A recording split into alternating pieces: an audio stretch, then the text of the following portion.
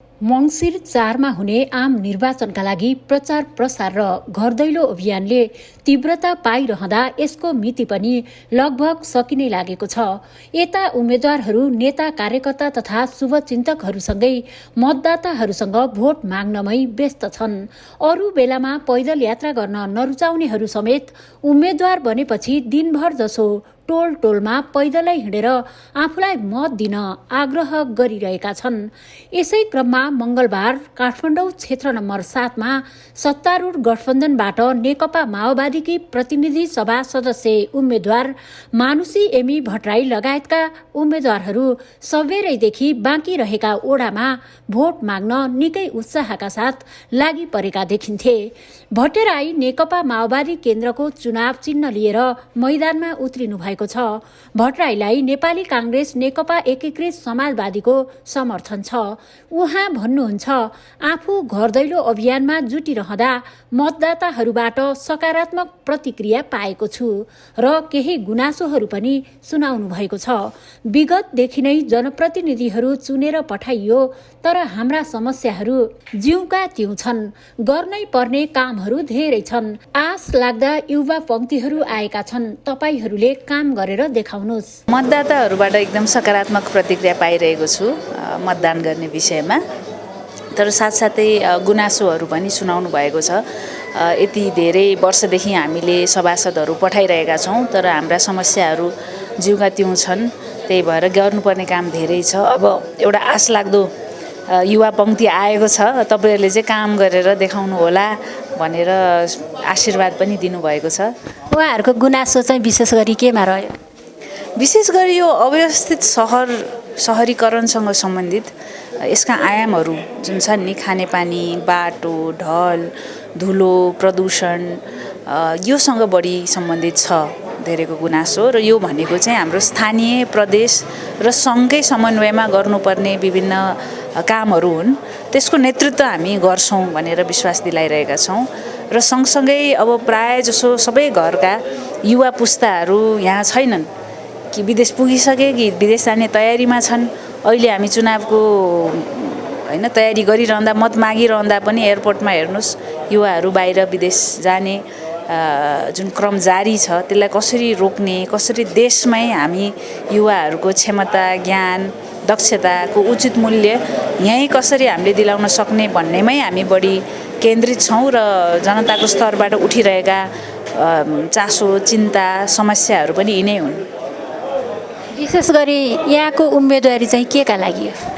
मेरो उम्मेदवारी यही, अहिले जनताबाट जे प्रश्न उठेको छ, जे चुनौतीहरू देखिएको छ, म पनि त यहीँकै मतदाता हुँ। आजको दिनसम्म म एउटा आम नागरिक मतदाता हुनुको नाताले मैले आजको दिनसम्म जे समस्या देखिरहेको थिएँ र त्यसको समाधानको निम्ति चाहिँ यो उपाय हुन्छ भनेर मैले पढ्ने पनि अवसर पाएँ। राजनीति शास्त्रको विद्यार्थी हुँ म, र राजनीतिक कार्य, सामाजिक कार्यहरूबाट पनि जुन अनुभव बटुल्न पाएँ, अब त्यसलाई चाहिँ मैले समाजलाई फर्काउने हो।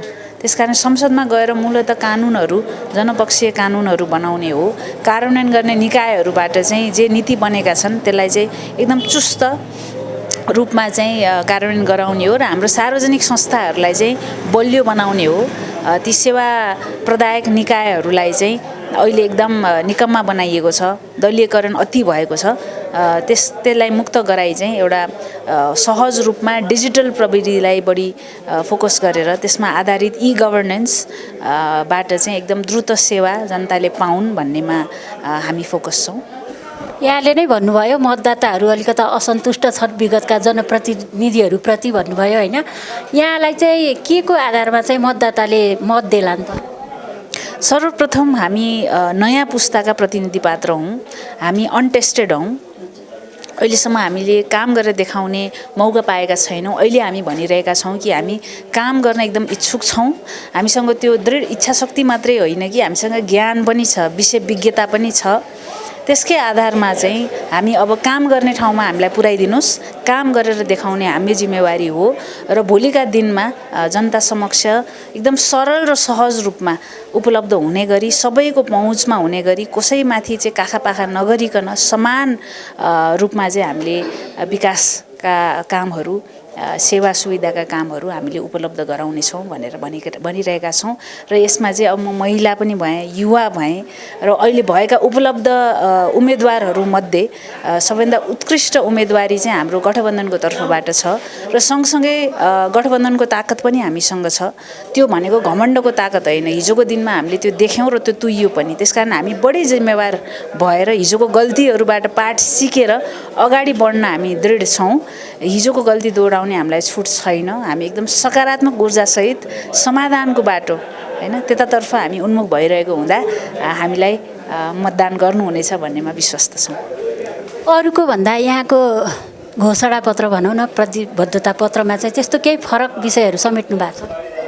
हामीले विशेष गरी अर्थतन्त्रको पाटोलाई अलि हरित अर्थतन्त्रलाई बढी फोकस गरेका छौँ, किनकि आजको दिनसम्म विकास समृद्धि भनेर धेरै त देखियो, तर त्यो भनेको चाहिँ भौतिक पूर्वाधार मात्रै होइन। भौतिक पूर्वाधारभित्र पनि कालोपत्रे अथवा डोजरे विकास, टावर बनाउने विकास मात्रै होइन। त्यो चाहिँ मान्छेको आवश्यकता र प्रकृतिको त्यो सन्तुलित हुनु पर्यो र हाम्रो अर्थतन्त्रलाई चाहिँ दिगो बनाउनको निम्ति यसमा युवाहरू अट्नु पर्यो, समावेशी हुनु पर्यो, महिलाहरू अटाउनु पर्यो यो अर्थतन्त्रमा, ताकि हाम्रा युवा पुस्ता र उद्यमशील महिलाहरूले यहीँ नेपालभित्रै आफ्नो श्रमको उचित मूल्य पाउन्। त्यो सँगसँगै हामीले यहाँका सांस्कृतिक र सम्पदाको संरक्षणको कुरालाई पनि प्रमुख रूपमा उठाएका छौँ, किनकि यो क्षेत्रभित्र त्यस्ता प्रचुर सम्भावना भएका स्थानहरू छन् जुन ओझेलमा परेका छन्। त्यसको प्रवर्धनको निम्ति हामीले आवाज उठाइरहेका छौँ। र तेस्रो भनेको चाहिँ यो क्षेत्रभित्रका प्रबुद्ध वर्गहरूको एउटा समूह बनाएर उहाँहरूको विज्ञतालाई चाहिँ हामीले कसरी उपयोग गर्न सक्छौँ, आगामी दिनमा चाहिँ उहाँहरूको नियमित सहकार्यमा चाहिँ हामीले काम गर्नेछौँ भनेर त्यस्तो प्रबुद्ध वर्गको पनि एउटा टिम बनाउन हामीले प्रतिबद्धता पत्रमा घोषणा गरेका छौँ। यस क्षेत्रमा प्रतिनिधि सभा सदस्यमा विभिन्न राजनीतिक दलका तर्फबाट 13 र 16 जनाको स्वतन्त्र उम्मेदवारी परेको छ। विक्रम सम्वत 2074 को निर्वाचनमा नेकपा एमालेबाट रामवीर मानन्धर निर्वाचित हुनुभएको थियो। मानन्धरले 8023 मतान्तरले राष्ट्रिय प्रजातन्त्र पार्टीका उम्मेद्वार विक्रम बहादुर थापालाई पराजित गर्दै 18,102 मत प्राप्त गर्नुभएको थियो। तीव्र आर्थिक विकासका लागि लगानी मैत्री वातावरण बनाउने र प्रवर्धनमा सहजीकरण गर्ने अठोटका साथ अघि बढ्नुभएकी गठबन्धनकी उम्मेद्वार मानुषी एमी भट्टराई विशेष गरी यहाँको उम्मेदवारी केका लागि भन्ने जिज्ञासामा जनताबाट जे प्रश्न उठेको छ, जे चुनौतीहरू देखिएको छ, म आफू पनि यही क्षेत्रको मतदाता भएकाले आजसम्म मैले जे समस्या देखिरहेको थिएँ त्यसको समाधानको निम्ति यो उपाय हुन्छ भनेर पढ्ने पनि अवसर पाए। राजनीतिक कार्य र सामाजिक कार्यहरूबाट पनि जुन अनुभव बटुल्न पाए त्यही अनुभव समाजमा फर्काउने मेरो काम हो। आफू काम गर्न एकदमै इच्छुक रहेको र विषय विज्ञता पनि भएकाले काम गर्ने ठाउँमा पुर्याइदिन मतदाताहरूलाई आग्रह गर्नुहुन्छ।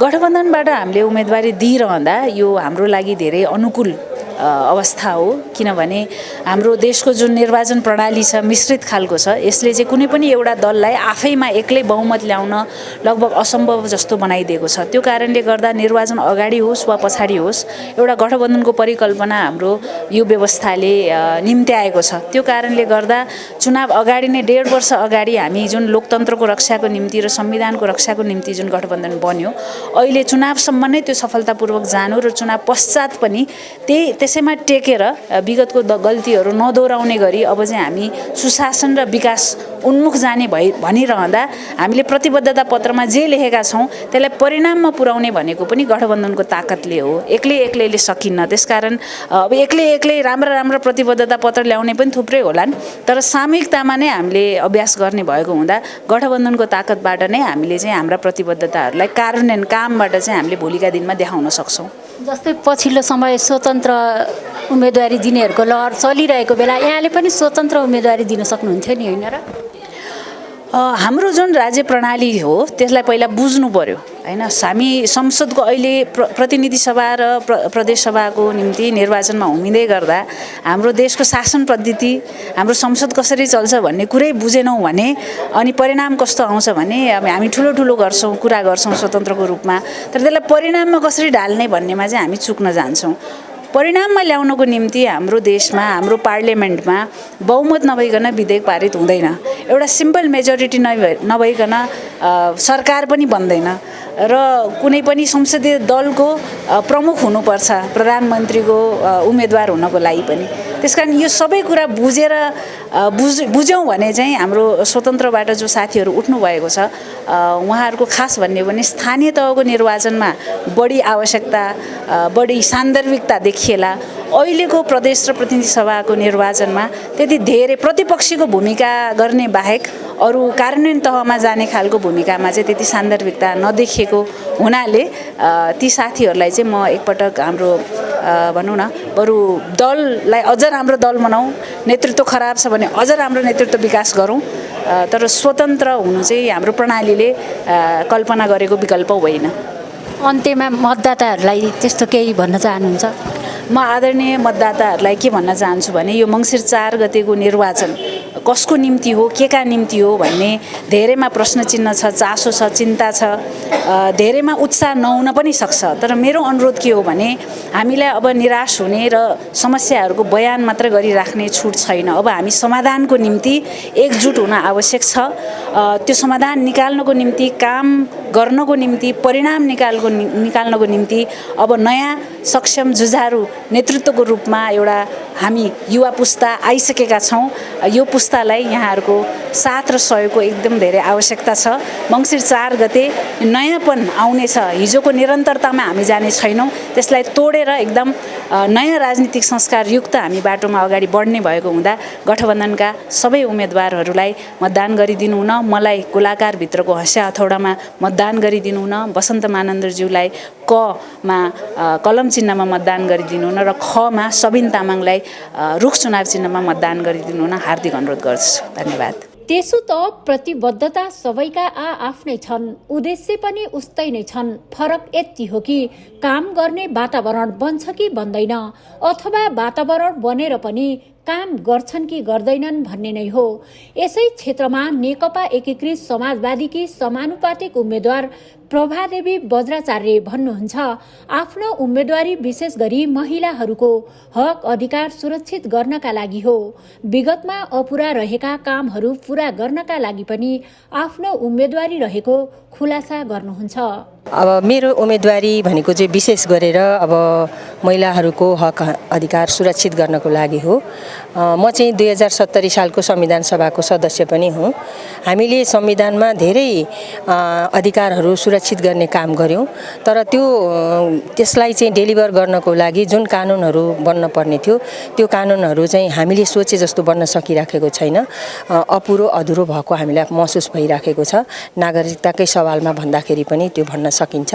त्यसकारणले त्यसलाई चाहिँ पुरा गर्ने उद्देश्यका साथ पार्टीले मेरो उम्मेदवारी दिएको छ। पहिला विगतका निर्वाचनहरूमा यहाँ घर दैलो अभियानमा जानुहुँदा र अहिले घर दैलो अभियानमा जुटिरहनु हुँदा मतदाताहरूमा चाहिँ के फरक पाउनुभयो?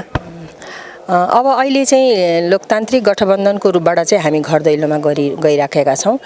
5वटा पार्टी मिलेर घर दैलोमा गइरहँदाखेरि उत्साह छ, सहभागिता पनि छ। एकदम मतलब के भन्नु, सबैले मिलेर काम गर्दा राम्रो हुन्छ भन्ने अभिव्यक्ति आएको छ जनताहरूबाट।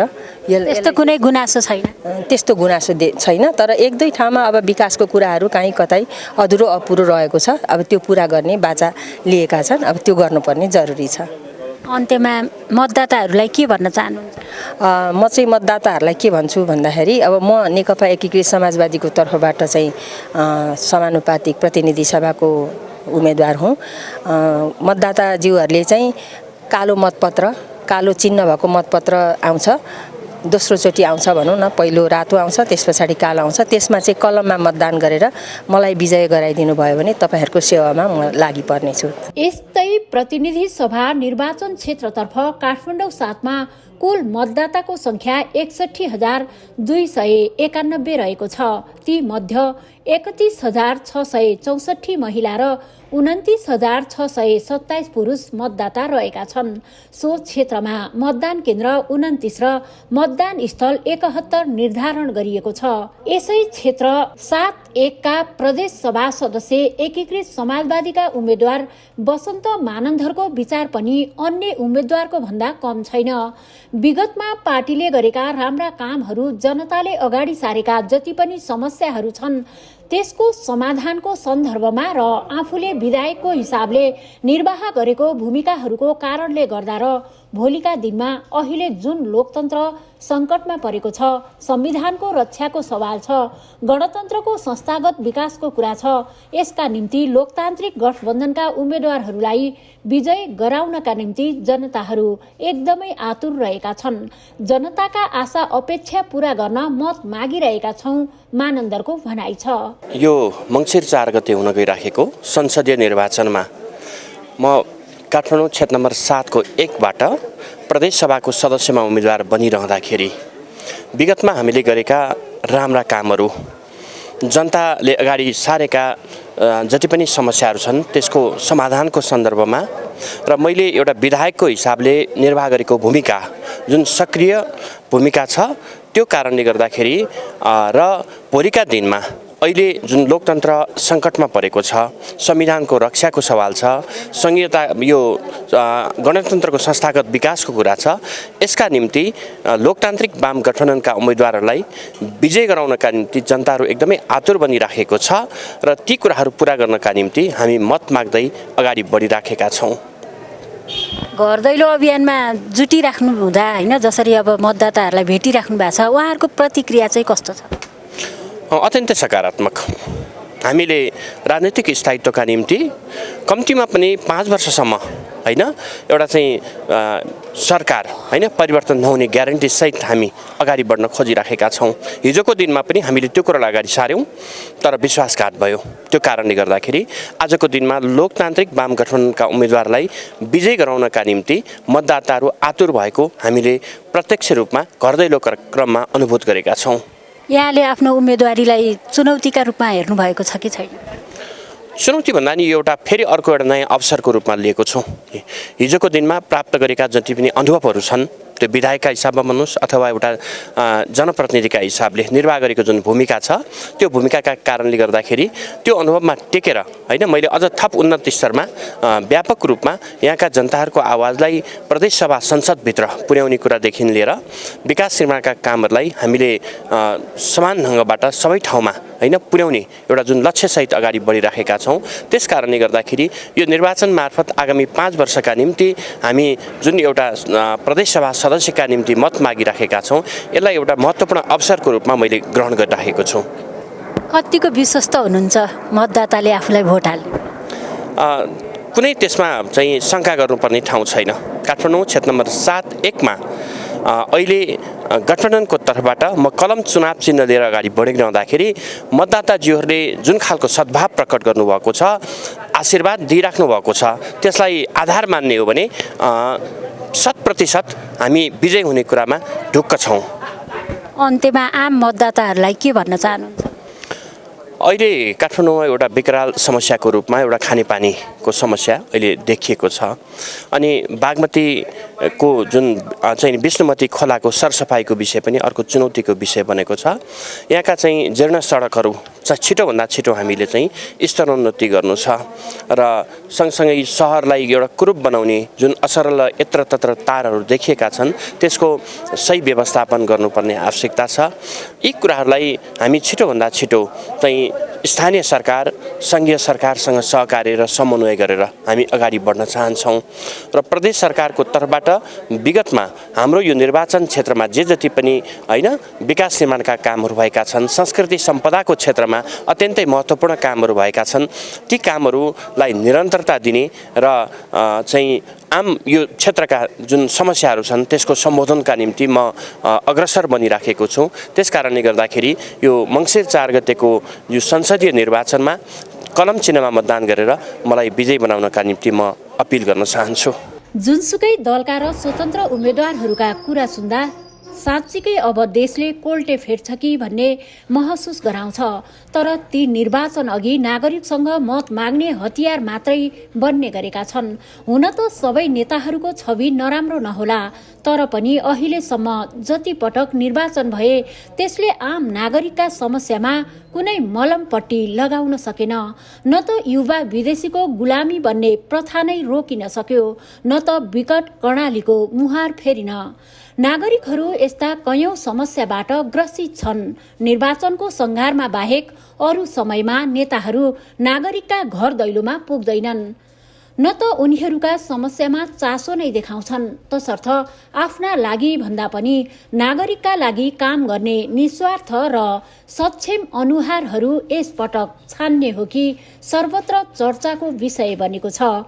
ओमकार टेलिभिजनका लागि क्यामेरामा ओम भण्डारीका साथ शान्ता लम्साल, काठमाडौँ।